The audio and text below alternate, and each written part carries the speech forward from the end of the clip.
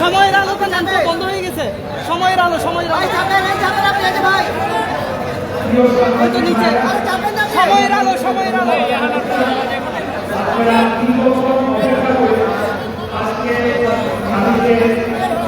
ভাই ভাই প্লিজ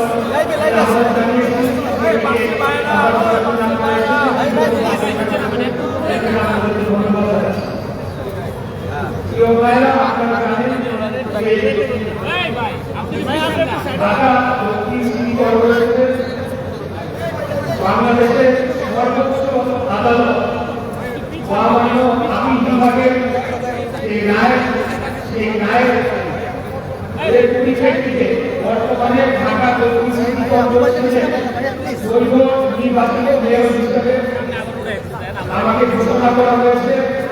কিন্তু বর্তমান সরকার এখন পর্যন্ত আমার শপথ গ্রহণের বিষয়ে কোনো সিদ্ধান্তে পৌঁছতে পারে নাই, যার কারণে আমরা পরবর্তীতে গতকাল থেকে আমাদের ঢাকা দক্ষিণ সিটি কর্পোরেশন নগর ভবনে অবস্থান কর্মসূচি বিরতি দিনভাবে ঘোষণা করেছি। সেই তারই অংশ হিসেবে আজকে ঢাকা দক্ষিণ সিটির সর্বস্তরের জনগণ নগর ভবনে এসেছে তারা অবস্থান কর্মসূচি। কিন্তু আপনারা জানেন যে এই দীর্ঘদিন এই আন্দোলন চলাকালে বিভিন্ন ধরনের যে নাগরিক সেবা সেই বিষয়গুলো আমাদেরকে মাথায় রাখতে হবে। এই আন্দোলনের শুরুতে যে সমস্ত জরুরি সেবা কিন্তু চলমান ছিল এবং সেটা আমাদের সিদ্ধান্তে আমরাই নিশ্চিত করেছি যে সকল ধরনের জরুরি সেবা যেগুলো রয়েছে সেগুলো যদি চলমান থাকে, অর্থাৎ আমাদের আন্দোলনের কারণে জনগণের দুর্ভোগ তো হচ্ছে কিন্তু সেটি যাতে চরম আকারে না হয়। আপনারা সকলেই জানেন যে কিছুদিন যাবৎ ডেঙ্গুর প্রাদুর্ভাব দেখা দিচ্ছে, যার কারণে আগামী দিনগুলো ঢাকা শহরকে নিরাপদ রাখার জন্য মশক নিয়ন্ত্রণ যে কর্মসূচি রয়েছে নগরভবনে সেটিকে ব্যবহার করার জন্য এবং সেটি যাতে চলমান থাকে সেটি নিশ্চিত করার জন্য আমরা আজকে থেকে ধারাবাহিকভাবে যে বিভিন্ন দপ্তরের যারা কর্মচারীরা রয়েছে তাদের সাথে আমরা বৈঠক করছি। আজকে আমরা 70টি অধিক ওয়ার্ডের কনসালটেন্সি ইন্সপেক্টর অর্থাৎ পরিদর্শক যারা রয়েছেন তারা দীর্ঘদিন যাবৎ আমার সাথে দেখা করতে চাচ্ছিলেন।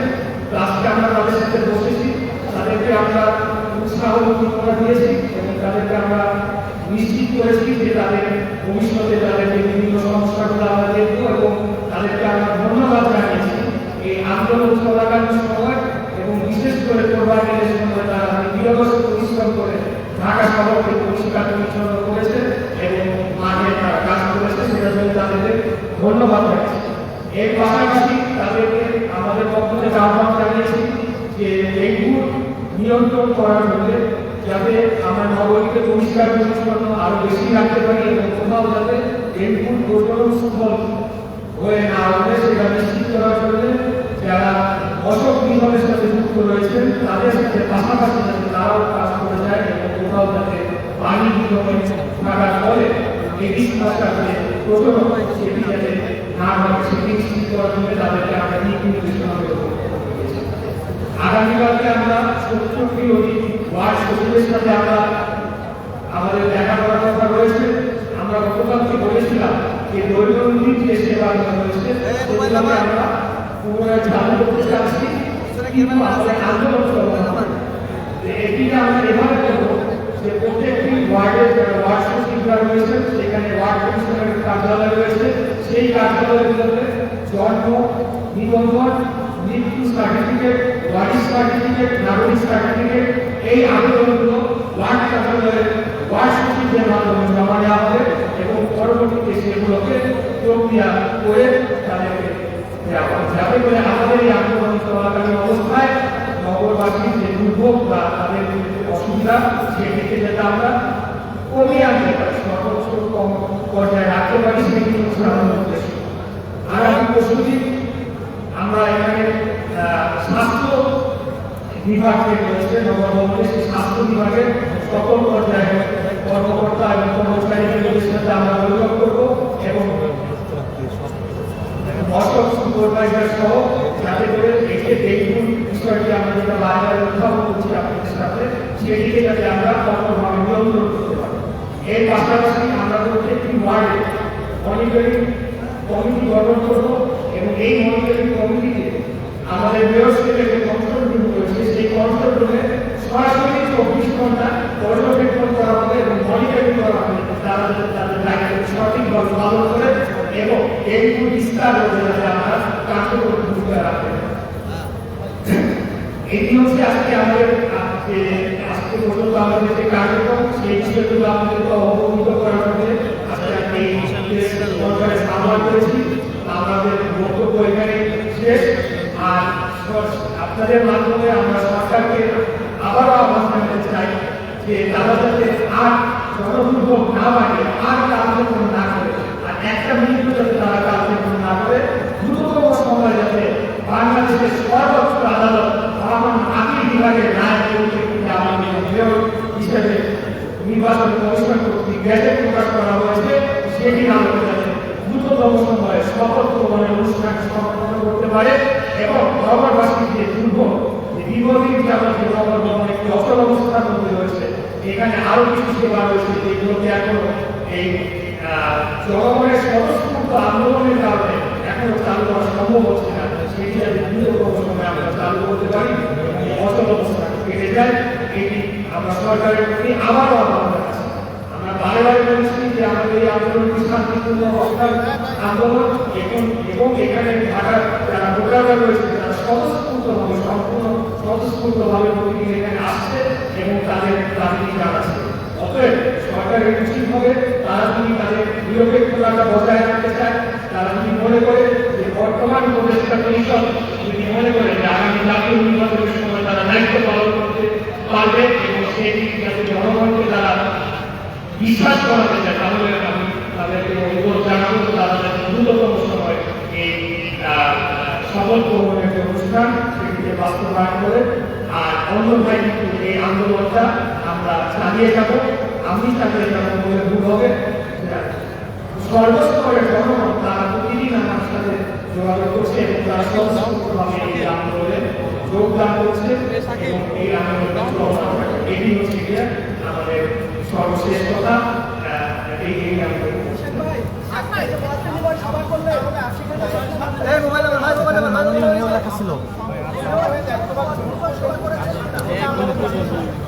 না, আমি স্বতন্ত্র করে দায়িত্বভার গ্রহণ করার আপনারা আমার একটি অতীতের বক্তব্যের পরিপ্রেক্ষিতে হয়তো আমি বলেছিলাম যে যদি বর্তমান সরকার তারা শপথ অনুষ্ঠান না করে তাহলে ঢাকার ভোটারদের সামনে নিয়ে আমি নিজে শপথ গ্রহণ করে বসে করবো, এরকম একটি ঘোষণার পরিপ্রেক্ষিতে আপনি এরকমটি বলেছেন।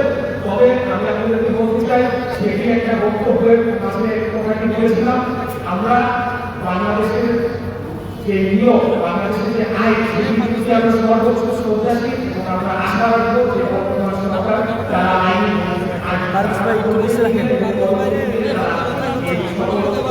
অনুষ্ঠানটি তারা অনুষ্ঠান করবে। আর আমরা সেটা হচ্ছে কর্মচারী শ্রমিক কর্মচারী ইউনিয়নের মাধ্যমে যারা বিভিন্ন পর্যায়ে জনগণ সেবা দিয়ে যাচ্ছে জনগণকে, তাদের সাথে আমরা মত বিনিময় করছি। এটি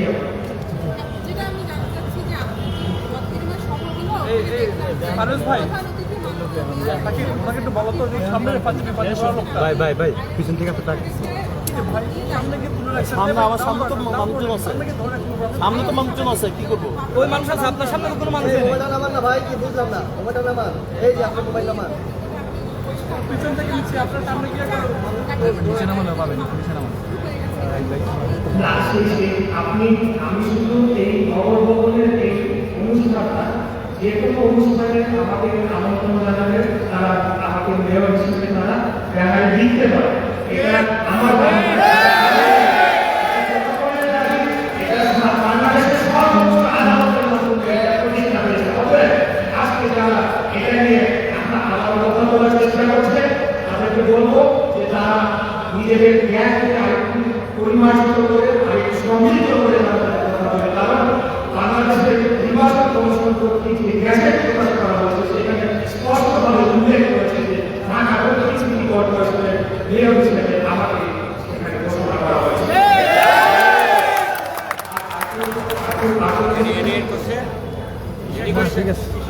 এখন বর্তমানে একজন প্রশাসক আছে ডিএসসিসি, এরপরে আপনি আরেকটা মানে প্যানেল আরেকটা প্রশাসক না, আমি বলতে চাই যে বর্তমানে যে প্রশাসক রয়েছে আমি বলবো যে সুপ্রিম কোর্টের আপিল বিভাগ কর্তৃক আমার যে মেয়রের গ্যাজেট চ্যালেঞ্জ করে রিলিজ করা হয়েছে সেটিকে যখন নিষ্পত্তি করে গ্যাজেটটিকে বহাল রাখা হয়েছে সেই মুহূর্ত থেকে সেই প্রশাসক অবৈধ হয়ে গেছে।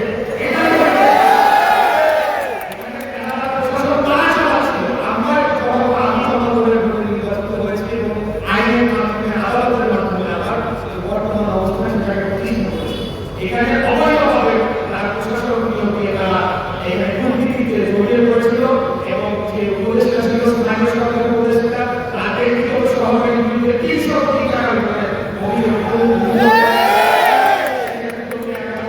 তারা ইনভেস্টিগেট করছে। সেই সকল কর্মকাণ্ড যারা করেছে তারা অবৈধ। আমি আচ্ছা ইশাক ভাই, আপনি কি মনে করেন কিনা যে কোনো ব্যক্তি কারোর রোশনালের পরে আপনার মেয়র শপথটা বন্ধ হয়ে আছে? আমি এই ব্যাপারে আর বেশি বক্তব্য দেওয়ার পরিস্থিতি ঘোরা করতে চাচ্ছি না, কারণ এই বিষয় বলতে গেলে অনেক বলতে হবে। তবে আমি নিজেকে বলে আসছি যে আমার এই বিষয়টা সম্পূর্ণ রাজনৈতিক একটা সিদ্ধান্ত ছিল। রাজনৈতিক তারা সিদ্ধান্ত নিয়েছে যে আমাকে বা বিএনপি প্রার্থীদের এখানে বসতে দেওয়া হবে না, এখানে তারা তাদের পছন্দ প্রশাসককে বসাবে এবং সেই প্রশাসককে বসানোর মাধ্যমে আগামী জাতীয় নির্বাচনে তারা অবৈধ সুযোগ সুবিধা গ্রহণ করবে। এই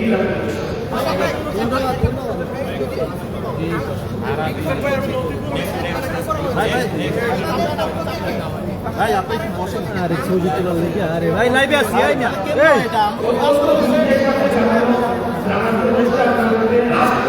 এই মুহূর্তে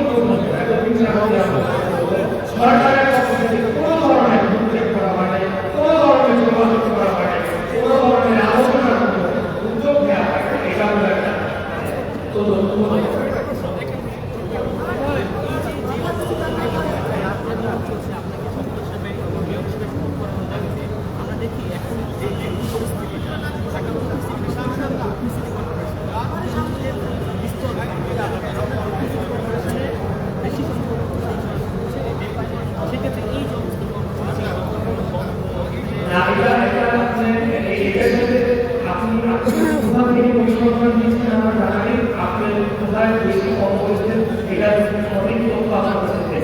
আপনার কথা তো এখন মাত্র শুরু হচ্ছে এখানে আপনি যদি এখন এখান থেকে হবে এটা আমার হবে এটা কোনোভাবে মেলানো কারণ আমি যেটা বলেছি যে সমস্ত এই সেবা নাগরিক